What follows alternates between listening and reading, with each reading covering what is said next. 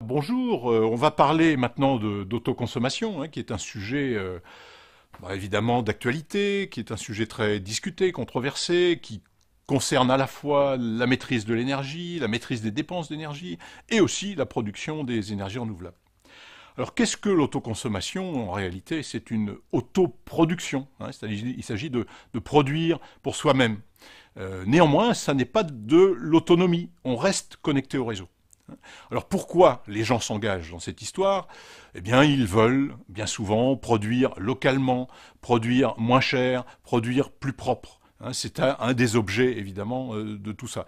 Une enquête a été faite par l'IFOP début 2014 qui a montré que 72% des personnes interrogées souhaitent consommer leur production plutôt que la vendre au réseau comme ça se fait traditionnellement depuis la mise en place des tarifs d'achat. Donc c'est un mouvement de fond très important. Alors bien sûr là-dessus il y a un certain nombre de contraintes, bien sûr les productions solaires sont variables, les consommations elles-mêmes sont déjà variables à différentes échelles, horaires, saisonnières, les usages varient entre un logement et un commerce, ce n'est pas la même chose. Donc il y a beaucoup d'éléments à intégrer et à piloter. Le réseau reste évidemment très très présent en tant qu'appoint, en tant que secours, les jours de pluie, les jours de panne qui arrivent. Ça sert aussi, le réseau servira aussi à mutualiser les excédents, c'est-à-dire que tout ce qui sera produit par le solaire et qui ne sera pas utilisé sur place, eh bien, partira sur le réseau. Donc il a un rôle là de mutualisateur. Et puis accessoirement, il a un rôle qu'on lui a donné au fil du temps, qui est un rôle de collecteur de taxes. Donc, on le voit très bien ici, pour un même bâtiment, il y a deux moyens d'approvisionnement. Le réseau en rouge, et on voit bien que le réseau, eh bien, c'est un montage compliqué. Dans les coûts du réseau, eh bien, on a les coûts de production, les coûts de transport, les coûts de distribution, les pertes en ligne, les coûts de comptage, et ces fameuses taxes qui sont appliquées sur chaque kilowattheure qui est effectivement consommé. Le photovoltaïque en face de ça, évidemment, est beaucoup plus simple. On a juste un investissement, du financement à payer, et puis un peu d'entretien derrière. Donc c'est ce qui fait son côté, évidemment, très séduisant. Alors les évolutions, évidemment, sont nombreuses. Tout ça se passe dans un contexte un petit peu chahuté. En particulier, le prix de l'électricité réseau augmente de manière très sensible depuis ces dernières années. Donc en gros, différents rapports, la commission de régulation de l'énergie, il y a une commission du Sénat aussi qui se sont penchés sur le sujet, on a estimé à une augmentation en gros de 5 à 6% par an jusqu'à 2020. Et on sait très bien pourquoi. Il s'agit de renouveler le parc nucléaire, alors le renouveler ou le prolonger. Il s'agit de renforcer la sécurité, il s'agit d'étendre et de renforcer les réseaux. Donc ce sont tout ça des investissements évidemment considérables. Alors si on regarde quelle est la structure du coût de cette énergie qu'on achète au réseau, on s'aperçoit qu'on a une structure effectivement très, très complexe. Pour un simple raccordement de 36 kVA, pour un commerce, pour un petit bâtiment tertiaire, on voit bien qu'on a, et c'est une structure qu'on retrouve de façon assez classique, une partie fixe qu'on appelle abonnement en général, mais qui regroupe aussi de l'acheminement et puis bien sûr un certain nombre de taxes. Donc, mais cette partie fixe finalement est très faible. On voit ici que, en gros, elle est de l'ordre de 2 centimes par kilowattheure. Alors que la partie variable, eh bien, elle est ici de 14 centimes par kilowattheure. Donc beaucoup plus important. Et qui regroupe non seulement, évidemment, l'énergie, mais aussi son acheminement, mais aussi un certain nombre de taxes, la CSPE, bien sûr de la TVA, etc., etc. Donc, à chaque fois qu'on va consommer sa propre production, eh bien, c'est toute cette partie variable qu'on va économiser. Alors si on regarde ce qui se passe aussi un petit peu à l'extérieur, un peu autour de nous en Europe, eh bien on voit que la situation française est un peu particulière. 14 centimes en moyenne, vous voyez, pour un individu, pour une famille, pour un habitat moyen, 14 centimes le kilowattheure en France, alors qu'il est de 18 en Espagne, mais de 26, 21, 22 pratiquement en Italie, et pratiquement 26 en Allemagne. hein. Donc on comprend bien pourquoi cette autoconsommation a commencé par se développer en Allemagne et puis ensuite en Italie, et qu'elle nous arrive seulement maintenant chez nous. Alors il y a des théories évidemment là-dessus, il y a un certain nombre d'éléments, en particulier un mot que vous avez inévitablement entendu, c'est celui de parité réseau. Donc cette parité réseau, elle est très simple, donc beaucoup de définitions ont été données, mais en fait il suffit de s'en tenir à la plus simple. On voit ici deux grandes courbes, il y a la courbe verte qui est la courbe du prix, de l'évolution du prix du photovoltaïque au cours du temps, hein, depuis 1990 jusqu'à maintenant, et au-delà. Donc on voit bien que ce prix a considérablement baissé et continue à baisser. Et en face, on a les courbes rouges qui montrent la fourchette de prix du réseau, qui lui, bien sûr, augmente. Et il arrive un moment où ces courbes se croisent. C'est la situation actuelle. Les courbes se croisent. Autrement dit, dans la plupart des situations, le coût du kilowattheure photovoltaïque est à peu près identique au coût du kilowattheure réseau. Donc il suffit que le kilowattheure réseau continue à monter un peu et que le photovoltaïque continue à baisser pour qu'il devienne clairement plus intéressant d'utiliser sa propre production photovoltaïque.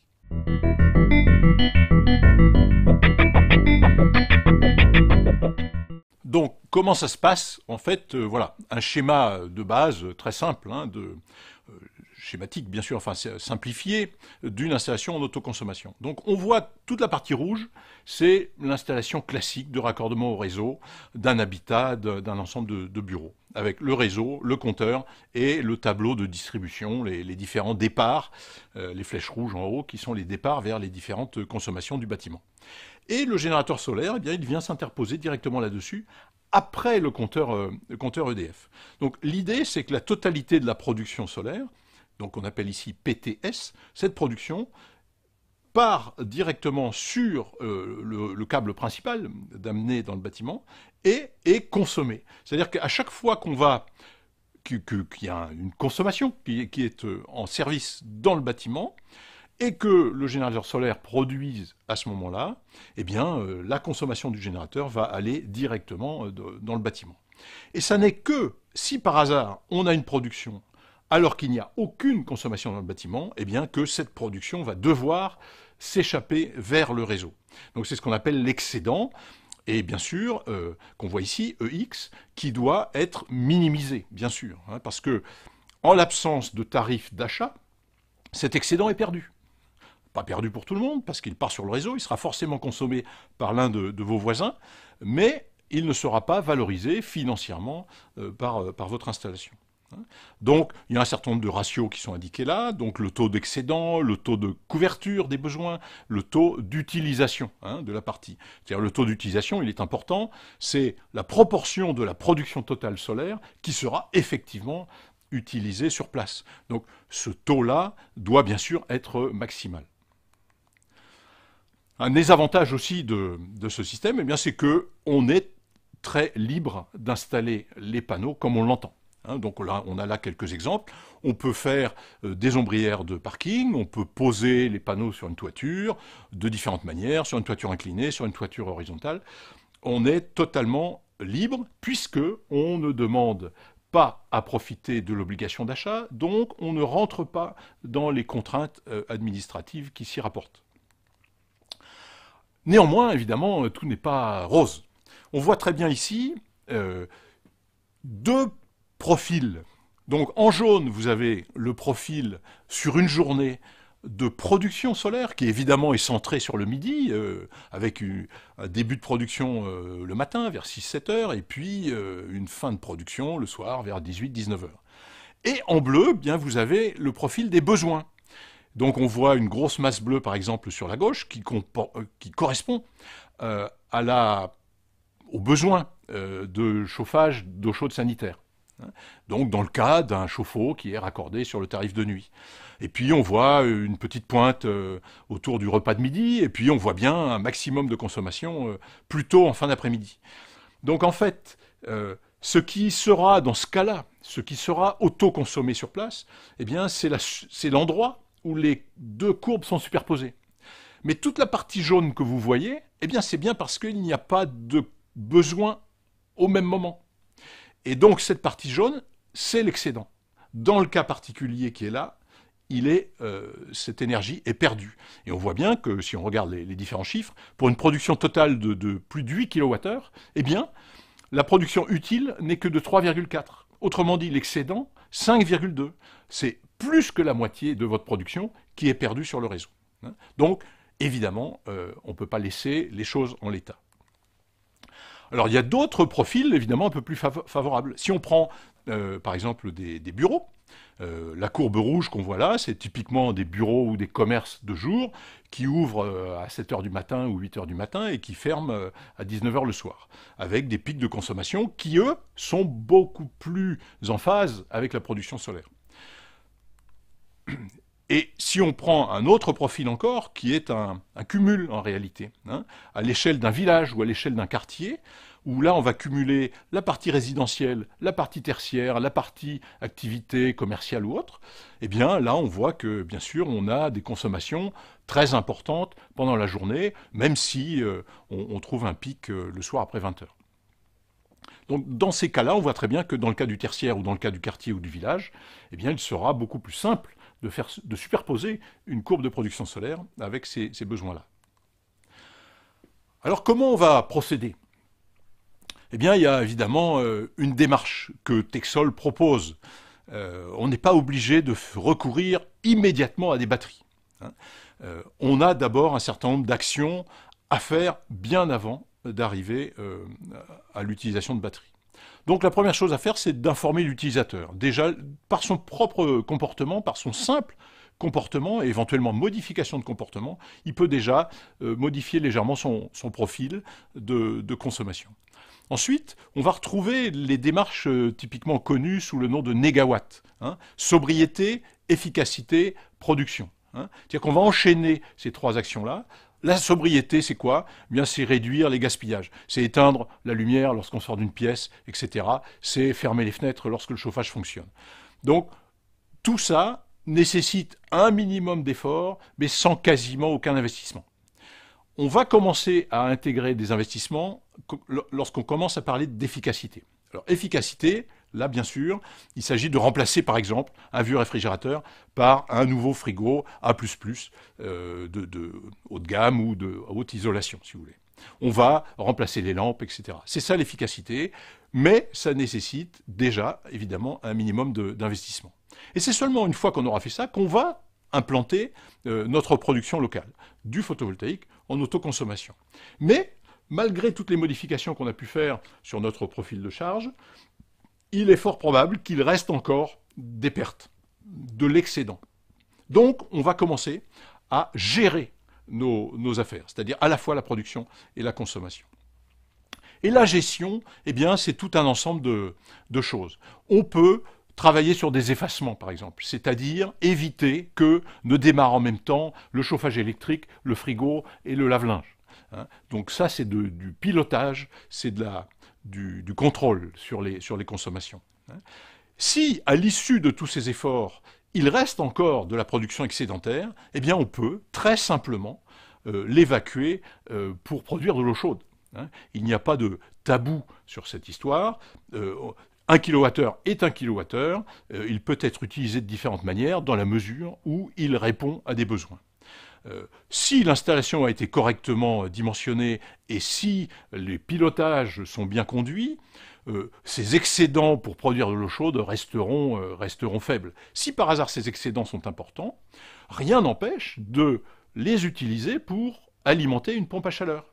Et à ce moment-là, augmenter l'efficacité de ces kilowattheures-là pour produire, encore une fois, de l'eau chaude ou, pourquoi pas, chauffer des locaux à un moment où on en a besoin.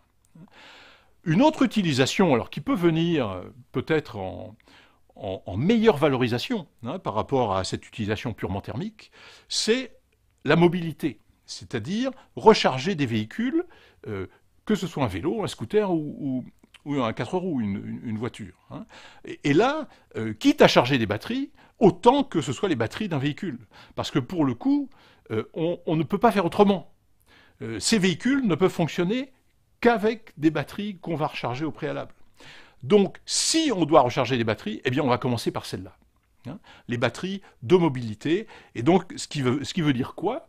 Que on aura valorisé notre énergie de manière bien plus astucieuse qu'avec des batteries fixes. Alors, si par hasard, il nous reste encore de l'énergie à l'issue de toutes ces manœuvres, eh bien sûr, le stockage électrique arrive à ce moment-là, hein, qui est toujours préférable à une perte. Mais vous avez vu que jusque-là, on reste à l'échelle du bâtiment. C'est-à-dire, on ne sort pas du bâtiment. Et vous voyez sur le diagramme ici, sur la gauche, vous voyez qu'on passe du bâtiment à l'échelle du quartier. Et même au-delà, on peut passer à l'échelle de la région. Et donc, vous avez l'étape numéro 10, c'est-à-dire une fois qu'on a fait tout ce qu'on vient de voir à l'échelle du bâtiment, eh bien, on rentre dans ce qu'on va appeler la mutualisation. C'est-à-dire, vous avez encore de l'énergie excédentaire après avoir fait tout ça. Cette énergie part sur le réseau. Eh bien, il va falloir la gérer, la mutualiser, parce que vous aurez des voisins qui auront un peu les mêmes difficultés, et il faudra valoriser cette énergie, soit en la délivrant à un consommateur particulier qui a des besoins adaptés, soit éventuellement en revendant ça à un opérateur alternatif, des gens comme Enercop ou autres, hein, qui seront intéressés par cette énergie, parce que nous ne l'oublions pas, c'est encore une énergie renouvelable, donc 100% propre. Et au-delà, si par hasard il reste encore de l'énergie disponible, eh bien rien n'empêche de songer à des stockages électriques, mais cette fois de forte puissance. Hein. Là, on peut très bien utiliser les stations de transfert d'énergie par pompage, hein, les fameuses stations dans lesquelles on turbine de l'eau en descente et on repompe de l'eau en montée, ce qui permet de stocker de l'énergie excédentaire et de la réutiliser lorsqu'on en a besoin, et d'ailleurs avec un excellent rendement. Hein. Donc vous voyez qu'il y a là derrière toute une logique, toute une démarche, et qu'il est très important de mettre un peu d'ordre, un petit peu de cohérence dans l'approche, hein, et ne pas recourir immédiatement au stockage électrique local, alors que des tas d'autres mesures bien plus efficaces et moins chères, pour l'instant, sont préférables. Hein. Alors, par exemple, pour montrer à peu près ce qu'on peut faire, eh bien, vous avez ici un diagramme qui indique comment se répartissent les consommations dans une résidence, un appartement typique. Et on a là la distribution entre les différents postes, hein, le froid, l'audiovisuel, le lavage, etc. Et si on regarde le froid, par exemple, qui est pilotable, le lavage qui est pilotable, et d'autres applications comme l'eau chaude sanitaire qui sont aussi pilotables. Alors pilotable, ça veut dire quoi? Ça veut dire qu'on peut décaler une mise en service. Hein. L'audiovisuel, quand quelqu'un a besoin d'audiovisuel, quand quelqu'un a besoin d'éclairage, il n'est pas question de lui dire vous revenez dans un quart d'heure. Alors qu'un frigo qu'on arrête dans un quart d'heure et qu'on redémarre un quart d'heure plus tard, personne ne s'en aperçoit et en termes de confort, il n'y a aucune réduction. Et donc quand on somme un peu toutes ces puissances-là, on s'aperçoit qu'environ 45% de l'utilisation d'un appartement est pilotable. Donc ça donne effectivement des marges de manœuvre très, très importantes. Alors on voit ici, on retrouve notre profil de tout à l'heure, lorsqu'on attaque les 3 premières mesures, hein, qu'on a vu, l'information de l'utilisateur, pour essayer de lui montrer les éventuels gaspillages qu'il pourrait faire, ensuite de la sobriété, c'est-à-dire la même approche mais un peu plus systématisée, puis ensuite l'efficacité. Et on voit que on va réduire légèrement nos pointes, on va économiser un petit peu, mais avec des impacts malgré tout modestes. Ensuite, après avoir fait tout ça, on peut passer aux autres étapes. Et on voit ici les dernières étapes, donc la thermique, l'utilisation thermique, avec pompe à chaleur ou pas, l'utilisation en mobilité, éventuellement même le stockage local. Et là, on voit qu'on va pouvoir agir considérablement sur la forme des profils. Alors on a ici un exemple de ce que ça donne sur des bureaux. Des bureaux installés à Montpellier. Alors il y a 2 exemples, simplement ici. On voit en bleu le profil des besoins. Le dernier jour sur la droite, c'est le samedi matin. On a un peu de consommation le samedi matin, et le dimanche qu'on ne voit pas là, qui est encore plus réduit. Et en rouge, eh bien, c'est la courbe de production solaire. Donc avec une installation de petite taille, on a là 6 kW, eh bien on voit qu'il n'y a aucun souci pour consommer la totalité de la production. nos profils sont bien en phase, il n'y a pas de décalage matin-soir, on est bien en phase, et la production solaire est nettement inférieure à la consommation, donc tout est consommé sur place. Et on voit en violet, eh bien, évidemment, ce que le réseau va devoir apporter en complément. Alors si maintenant, sur le même bâtiment, on installe non plus 6 kW, mais 20 kW, une installation beaucoup plus importante, eh bien on voit bien que la production, toujours la courbe rouge, est beaucoup, dépasse, certains jours, dépasse le besoin. Et donc, on voit ici les courbes rouges qui dépassent parfois. On voit bien la courbe violette, appel au réseau, qui est évidemment beaucoup plus faible, mais néanmoins, on voit apparaître des surplus, les courbes vertes, qui sont les excédents. La partie verte, on voit très bien, c'est ce qui se rapporte au dépassement, hein, et qui sera donc réinjecté sur le réseau et perdu. Donc on voit ici, le taux d'utilisation, dans ce cas-là, avec une installation de 20 kW, descend à 67% au lieu des 100% qu'on avait tout à l'heure. Donc on voit bien que non seulement le pilotage, mais aussi le dimensionnement d'installation est absolument essentiel. Alors on a un certain nombre de techniques pour arriver à ça. On voit ici, par exemple, une fonction de maximisation du productible utile. Donc c'est un exemple, je ne détaille pas ici, mais si les aspects, les contraintes économiques font que il faut que on se fixe un seuil de 1100 heures de production minimale annuelle, hein, donc ça veut dire 1100 kWh par kilowatt crête installé, eh bien, grâce au diagramme qui est ici, on voit bien l'horizontale rouge, 1100 heures, qui vient sur la courbe verte. Au moment du croisement, on descend et on trouve la puissance maximale à installer dans ce cas-là. Donc, dans ce cas particulier, on voit bien que si on veut une production de au moins 1100 heures utiles, il ne faut pas dépasser la puissance de 15 kW crête d'installation photovoltaïque. Et en complément, vous avez la courbe bleue et la courbe rouge qui vous donnent le taux de couverture et le taux d'utilisation. On a aussi un autre outil qui est une fonction de minimisation des dépenses totales annuelles, hein. Donc c'est encore une autre façon d'approcher, mais on le voit ici, quand on compare en fonction de la puissance crête le coût des dépenses totales annuelles. Alors on voit les deux droites horizontales qui sont deux types d'abonnements réseau. Hein, donc bien sûr, c'est une constante, puisqu'elles correspondent à 0 kW crête et elles ne dépendent pas de l'installation, puisque c'est du réseau 100%.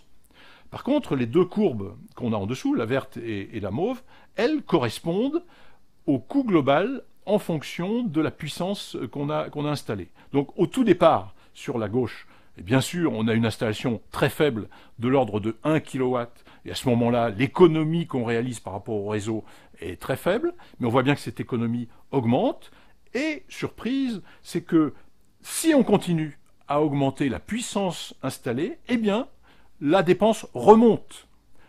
Pourquoi la dépense remonte? Parce que l'investissement, évidemment, lui, ne cesse d'augmenter, et l'énergie supplémentaire n'est pas valorisée parce que cette énergie-là est perdue en tant qu'excédent réinjecté au réseau.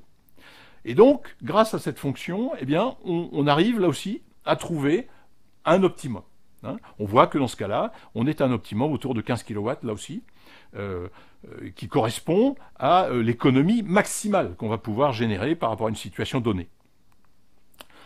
On a là aussi une autre fonction de minimisation, mais cette fois avec un cas batterie. Donc on a un diagramme ici à trois entrées, hein. Vous avez la puissance installée photovoltaïque sur la droite, la capacité batterie tout en bas, et le coût du kilowattheure global sur 20 ans.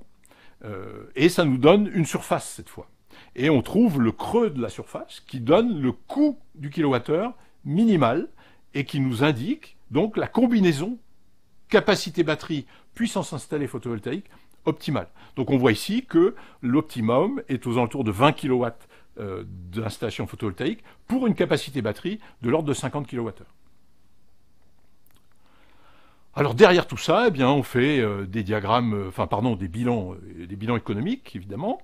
Donc on voit ici très très clairement, hein, en jaune, c'est la production PV totale, la production photovoltaïque en kilowattheure par an, donc qui baisse puisqu'on tient compte de la dégradation lente mais réelle de la capacité des performances des panneaux. On a en bleu la courbe bleue qui, elle, augmente régulièrement. Donc on fait des hypothèses en général conservatrices de l'ordre de 2 à 3% d'augmentation par an, hein, à comparer avec les 5 ou 6% dont on parlait tout à l'heure. Et à côté de ça, eh bien, on a en rouge le coût total du solaire. Donc calculé évidemment avec le financement inclus. Donc ici, il s'agit d'un cas de figure avec un emprunt sur 8 ans, donc un emprunt très court.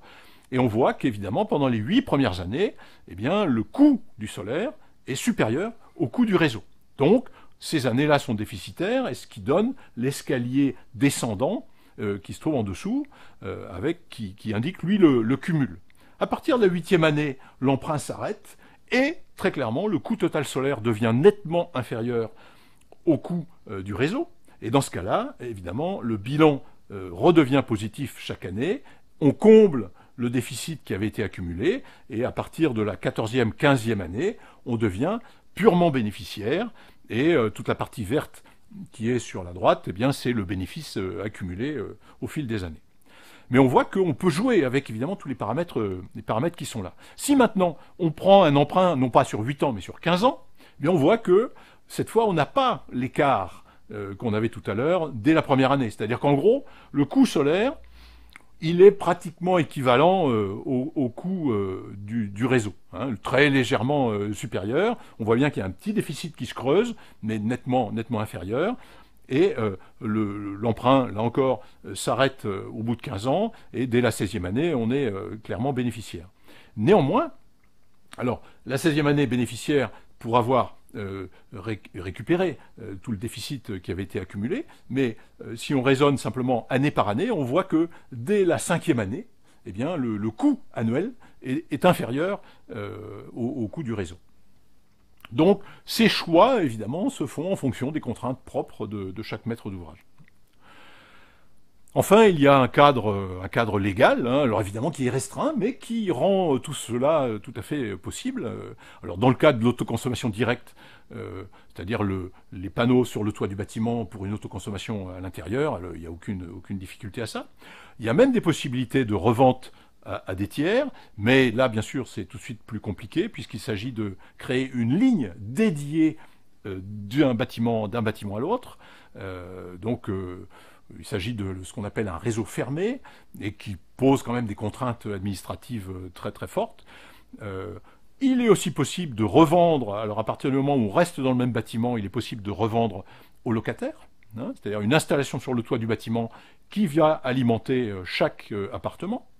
On peut faire des productions même un petit peu à l'extérieur pour alimenter un bâtiment, c'est ce qu'on appelle la production hors site. Alors tout ça est évidemment simple, pourvu que l'on reste à l'intérieur d'une même parcelle. C'est-à-dire que les câbles qui alimentent le bâtiment ne traversent pas le domaine public. Hein. C'est ce critère-là qui est évidemment est extrêmement limitant. Donc il existe même une possibilité de service à l'industrie par tiers investisseur, par exemple. Donc on le voit ici sur le schéma en bas à droite. Un investisseur peut venir positionner un générateur photovoltaïque sur le toit d'un bâtiment industriel et vendre l'électricité à l'industriel en question.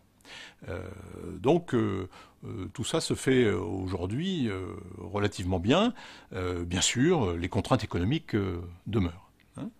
Donc chaque cas est particulier, chaque cas doit être étudié de façon très très précise.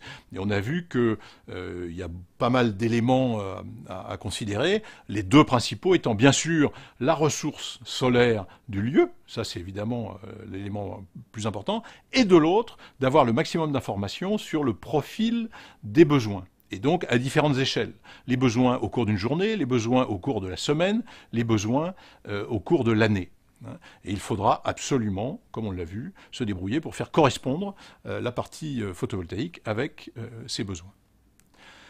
Donc, il ne faut pas penser que cette évolution-là n'est qu'une évolution technologique. Il s'agit d'une évolution beaucoup plus profonde que ça. D'ailleurs, on voit bien quand même un certain nombre de réactions plus ou moins sympathiques envers cette idée d'autoconsommation. C'est vrai qu'on change d'échelle. Le simple fait de remplacer des lampes basse consommation dans un appartement entraîne un certain nombre d'économies et donc, d'une certaine façon, un manque à gagner pour les distributeurs d'électricité et les percepteurs de taxes. Mais là, l'autoconsommation photovoltaïque, on change d'échelle. Ce n'est pas 3%, ce n'est pas 10% d'économie que vous allez faire, mais 60, 70% ou 40%, évidemment, selon les cas, mais on voit bien qu'il s'agit d'éléments de quantité beaucoup plus importante. Donc, ce n'est pas une évolution purement technologique. On voit bien que la digitalisation de la société, la multiplication des équipements numériques, évidemment, est considérable. Ce mouvement est en route et n'est pas arrêté. On est en train de décentraliser grand nombre de choses. Et l'énergie n'y échappera pas. Donc ça rentre aussi dans ce schéma-là de décentralisation des productions. Et bien sûr, derrière, avec les capacités informatiques qui viennent s'implanter sur le réseau ne pourra plus continuer à fonctionner de haut en bas, c'est-à-dire depuis la centrale jusqu'à l'utilisateur final, mais aujourd'hui, le réseau devient bidirectionnel. Donc, l'énergie circule dans un sens, les informations dans l'autre, et évidemment, les énergies de production locale, elles aussi, vont circuler dans l'autre sens. Donc, on va parler de plus en plus, davantage, de services et d'échanges mutuels, plutôt que de simple distribution, comme ça a eu lieu jusqu'à présent. Donc voilà, ça a été rapide, mais j'espère vous avoir expliqué le plus précisément possible les tenants et les aboutissants. Et donc, lors de vos prochains projets, eh bien évidemment, n'hésitez surtout pas à penser photovoltaïque.